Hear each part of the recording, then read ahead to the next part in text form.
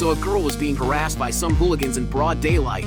Sakura tried to persuade them but resulted in a one-sided brawl. He wanted to leave after giving them a warning, but the girl insists on treating him to a meal.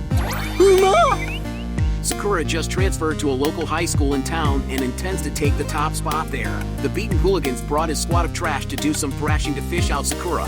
He began his trash talk thinking he had the advantage in numbers, but then... Furin no sense.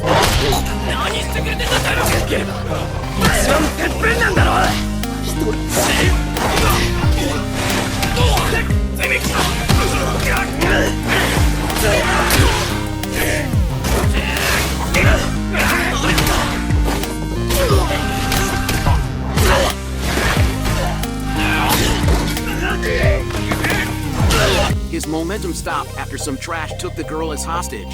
He's now on the defensive trying to protect the girl. His foot got cut in the process and he ended up in a predicament himself. Backup from Furin has arrived. With the break of the bat as a signal, the second round began. Hiragi focused on protecting the now injured Sakura while the remaining Furin members go about sweeping up all the remaining trash, and they did so effortlessly. The townfolk cheered them on as they took out the trash. Apparently Furin was a school made up of vigilantes for the sake of protecting the town. While they celebrate their victory, Sakura noticed a trash going for a sneak attack. He charged towards him and served him a rider kick to his face, stealing the spotlight of today's showdown. So Sakura is reluctantly doing some community service for a granny with hip issues. He was rewarded with some sandwich by Kotoha. A rowdy and clumsy blondie then entered the shop with style. He will also be attending Furin starting today. He was a die-hard fan of the Bofurin. He intends to follow the footsteps of his senpais and protect the town. After he aggravated Sakura enough, he then went out for patrol. Sakura, after having his coffee, also left. He was approached by many vendors who all stuffed him with gifts as thanks for his heroic act yesterday. He dropped them after he got startled by a girl. Blondie was in a predicament. He was getting thrashed hard by some hooligans but refused to back down. Sakura flew in with another rider kick to the face. The hooligans thought they stood a chance since they still had 4 people. However,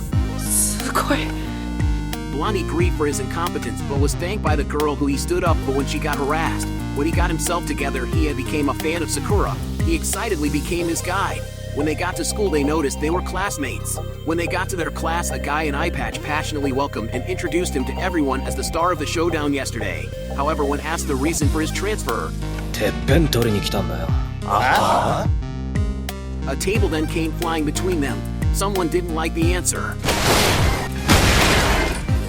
So the guy who attacked them is a fanatic of the Bofurin top to the point of worshipping him. So when he heard Sakura intending to take the spot, it was the same as insulting his god. The fight had a break after Sugi took a kick to the face. They weren't able to continue due to further interruption from the PA system. It's his god giving a welcome speech to all the new students. He started his speech with some useless words of advice which only Sugi took to heart, then ended the speech with a reminder to all Bofurin members of their duty. Suo had the problematic kids made amends, and despite their reluctance they still did so regardless. Just as Sakura was getting complimented for his battle prowess, a senpai entered and had them gathered in the field. Hiragi wasn't satisfied with their sluggish gathering. While lecturing them, he heard Sakura blurting out something dangerous. He emphasized that their leader could never know Kotoha was in danger yesterday, or else.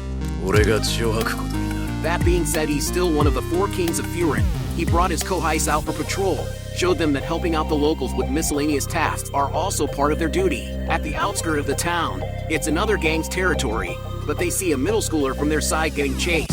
So Sakura and Sugi gave the lead chaser a rider kick to his face. The issue with that is they have now entered another gang's territory and also beat up their members. A conflict was bound to happen. To make matters worse, their vice commander happened to be there as well. He seemed rather friendly towards Hiragi until his drop member started screaming. He doesn't tolerate losers. He popped a bottle on him and continued the beating until Sakura intervened.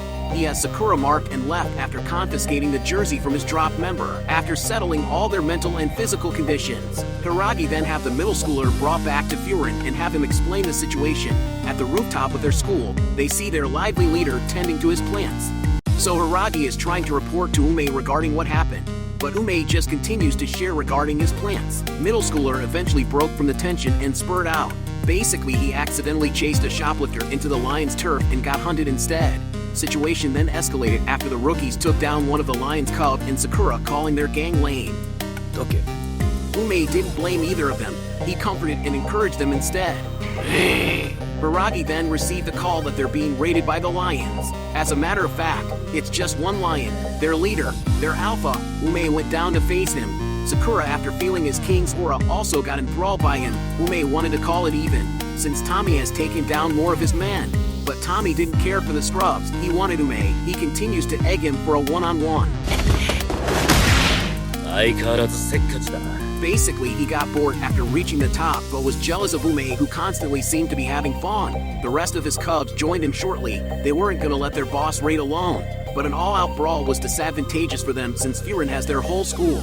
So Joe suggested they have 5 individual single fights. After matching everyone with their respective opponents, they call it a day because it's getting dark. Joe wanted to be able to enjoy the view of the Phase plummet, so everyone gathers at the cafe for dinner. It's the tradition among Bofurin to eat here before a big fight, mainly because Ume is a simp for Kotoha, but not as a romantic interest. They were from the same group home when they were younger, and he only loves her as an Imoto. However, Sakura doubted her Imoto identity because he felt that she looked a lot older, and should have been the Oni-chan instead.